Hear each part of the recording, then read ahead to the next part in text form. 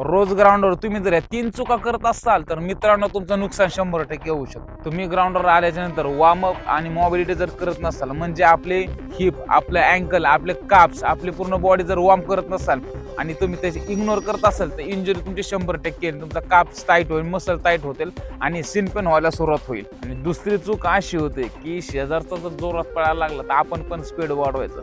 1600 मीटरला मित्रांनो ही 100 मीटरची स्प्रिंट नाहीये. पहिले जे 1-2 राऊंड असतात ते मित्रांनो कंट्रोल पेसमध्ये पळायचं असतात आणि शेवटचे जे 2 राऊंड असतात ते आपल्या पेशन्सने पळायचे असतात, त्या रिदमने पळायचे असतात, तेव्हा तो टायमिंग कव्हर होतो. जो शेजारचा जोरात पळायला लागला म्हणजे आपण ते स्पीड वाढवायचं नसतं. आणि तिसरी चूक अशी की ब्रिदिंग पॅटर्न आणि रिकव्हरी मुलं करत नाही. वर्कआउट झाल्यानंतर आपल्याला जे स्ट्रेचिंग पाहिजे, ते हायड्रेशन पाहिजे ते तुम्ही करत नाही. तुमच्या डाएटवरती तुम्ही लक्ष देत नाही. या छोट्या छोट्या चुका तुमचं खूप नुकसान करू शकतं. त्यामुळे या सगळ्या गोष्टी तुम्ही ना रोज एकही दिवस मिस न करता तुम्ही या सगळ्या गोष्टी केल्या पाहिजे.